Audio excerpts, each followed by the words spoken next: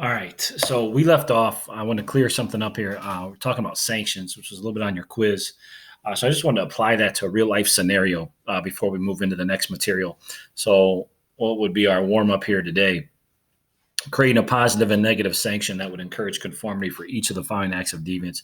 We're not necessarily going to do a positive and a negative, but we are going to take a look at what would be a good sanction to maybe either encourage a behavior or discourage a behavior. So with these ones, there's kind of a common theme here. Child will not clean room. Some of you probably have dealt this, hopefully when you were younger. I'm assuming a lot of your rooms are probably still a mess now. Not sure if you have issues battling with that. But what is done so a child will not clean the room? Like with my 6-year-old, if he's done, he loses screen time. He has sanctions applied to him. For you, I'm not sure if you guys have sanctions for not having a clean room, but maybe there's stuff you have to do around the house where they probably go after your phone in some sort of way or some other type of privileges. Student is caught writing graffiti on school walls. How would we handle that? If somebody started spray painting in the library, okay, they'd most likely be suspended for a period of time for doing that, possibly even doing some other things on top of that when writing the graffiti. A man caught repeatedly shoplifting. Okay, so there's a progressive step that we apply our sanctions in our society. So the first time caught shoplifting, fine, most likely not jail time, dependent. All right, depending on what you're stealing, how much. Okay, as you go through and you continuously shoplift or you continuously steal, okay, you're more likely looking at jail time as the more you do it, because they're realizing that the original sanction isn't working. And then lastly, a woman is a habitual drug user. So there's two ways that we could go about dealing with this in terms of sanctions within our society, and there's questions about how we should deal with this in our society. So if a woman is a habitual drug user, do we lock her up, or do we get her help, or do we do both? Okay, and that is kind of some of the stuff that we're dealing with now. And we've always dealt with it in terms of what is the conversation of what should be done here. If you're nonviolent, you're a drug user, but you're nonviolent. And then you have people who talk about, well, drug use eventually will lead to violent crime, leads to property crime. There's definitely a link between drug use and property crime, depending on what the drug and then different things. But that's for a different conversation. But we definitely deal with that with different sanctions.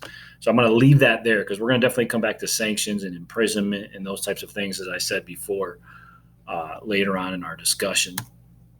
So another part of this warm-up, truancy. So if you guys don't know what truancy is, hopefully none of you have had to deal with our truant officer. All right, but truancy is the action of staying away from school without good reason, absenteeism. So chronic absenteeism, all right, being truant, all right, not coming to school. So what causes truancy? Think about that for a second, all right? You can pause the video if you want, probably won't, but what causes truancy? I'll pause.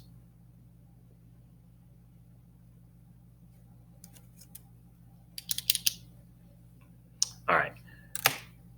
What will be some good ideas here? I can tell you that the Department of Education had a group look into this a few years ago. I think it was 2016, 2017, the study of when this was happening, and then they came up with six reasons to deal with in terms of truancy.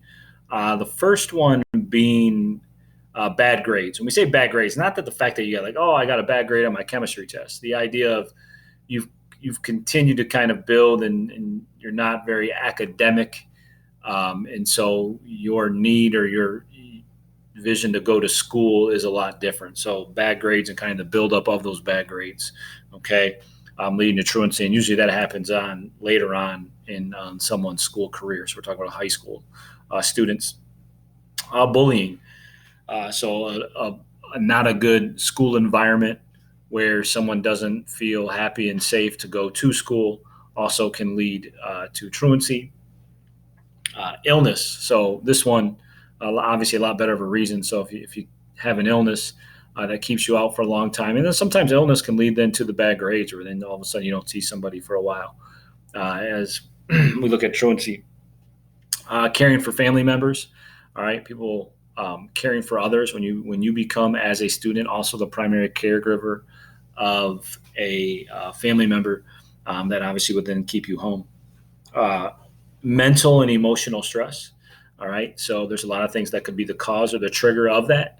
But mental and emotional stress is another one of those reasons that will keep people home and not going to school. And then lastly, would be the idea of difficulty in your own life with housing, where, I mean, think of it, someone being homeless or having an issue where they're going to lay their head. They're not as much worried about school. So that being another reason. So, but this all goes into some other discussions that we're going to have. And what we want to talk about here today, explaining how deviance has both positive and negative consequences for society. We're not going to have the discussion, but deviant behavior, if you go back to the pictures from the original, the first day or the first lesson that I posted up here, there were individuals that were on there. There were not, all of them were not partaking in what we would consider negative behaviors, but also positive behaviors that were still deviant. Think of Martin Luther King Jr. We'll talk about him a few times here today in terms of positive deviance and how that turned into something that was good. It says, after completion of today's lesson, you will be able to explain strain and control theory. We'll get a little bit into strain theory. We're going to cut it off there as we start to get into crime next week. So functionalism and deviance. Functionalism, this goes back to chapter 1 again, those three main approaches to sociology. This is the approach that emphasizes contributions made by each part of society. Remember, that was the idea of how if one sector or one part of our society, something is happening, whether good or bad, it's going to have then effect on others. Like if there's a bad economy, it's going to affect families. It's going to affect the religious sector of our society. So there's going to be effects felt in all different areas. And you can apply that obviously to what's going on now and how that's affecting all of these different things. The educational institution being affected by a health crisis. So functionalism should make sense to you right now. We're going to talk about this in regards to deviance. So how does deviant behavior then impact other parts of society? Let's go back to truancy, what we started this with. If someone is not going to school, okay, how's that then? So we're looking at this at an individual. Let's say that you have a community where deviance truancy is an issue. And so there's a lack of education within the community. And then that then, let's say that carries over then into crime. That crime then is going to carry over into what? It's going to affect their local economy. Because if you're a business, do you want to take your business into an area where there's a higher crime rate? Okay, and there's a lack of a skilled workforce because they don't value education. So the idea of truancy in just one aspect within a school can have a trickle-down effect to many other areas of society. And you could apply that to a lot of different things when we talk about deviant behavior. Okay. So what are examples, either positive or negative, how deviant behavior impacts society? I just answered that. I kind of jumped the gun on that one. But if you can think of anything else, we're going to go on the next one in terms of looking at positive. We'll talk about Dr. King. So in the United States, how is deviance allowed for social change? And this is where I said we're going to talk about Martin Luther King Jr. So his deviant behavior led to what? All right. So we're talking about the Civil Rights Act. So politically leads to the Civil Rights Act. Politically leads to the Voting Rights Act of 1965. So that movement that he was one of the leaders of, okay, you could just talk about the civil rights movement in general, not just him, because I say him just because of he was on the picture the other day, but the whole civil rights movement itself, okay, allowed for social change. It was considered deviant behavior, and we look back at it as deviant behavior, but it had positive effects, okay, in terms of what it did, and drastic changes that still affect us today. All right. Enemy and strain theory. All right, this is an idea. This is the last thing we're going to look at. It's a couple slides, but this is important of where we're going with this. Okay, so enemy, which is French word for normalness. It's a social condition in which norms are weak, conflicting, or absent. And so that definition usually throws people off a little bit. Like I don't understand necessarily what you're saying. So if you look at the next bullet, think of when older generations speak about younger generations. They speak about you guys right now, right? and they talk about how things are getting worse. We've discussed this before, how it's always the older generations always look back of these younger kids, okay, what are they thinking? What are they doing? And remember, I always bring up the idea of like some of the older generation now that, when they were listening to Elvis, they were told by their parents, I can't believe you're listening to this guy who, look at him shake his hips. And so it's always this continued older looking down at younger and kind of thinking this way. But overall, I mean, that's not necessarily what this is, but think of that idea in terms of when you have a society where norms are weak, conflicting, or absent. We pretty much have a level playing field, not level playing field, but we understand what our norms are. They're not necessarily weak. They're not conflicting or absent. We may have it in, you could say, in different areas, or we talk about this being regionalized, where you could sometimes see this, where you then try to build solidarity within. Because if let's say that you have a group of 30 people and their norms are not consistent with the rest of society, but it is their norm because they're only kind of associating themselves with those 30 people. So if that becomes their norm and then they leave that norm and they go somewhere else, all right, it's very conflicting. You look at the definition, it's very conflicting with what is society's norms are. And so for them to adjust into that, there's some strain there. So that's what then will lead us into the strain theory. So strain theory, the theory that deviance is more likely to occur when a gap exists between cultural goals and the ability to achieve them by legitimate means. Okay, so what are our cultural goals? Let's go with an obvious one. Most people have a goal to be economically comfortable. They want to make money. Okay, so apply that idea with strain theory. So the theory that deviance is more likely to occur when a gap exists between cultural goals and the ability to achieve them by legitimate means.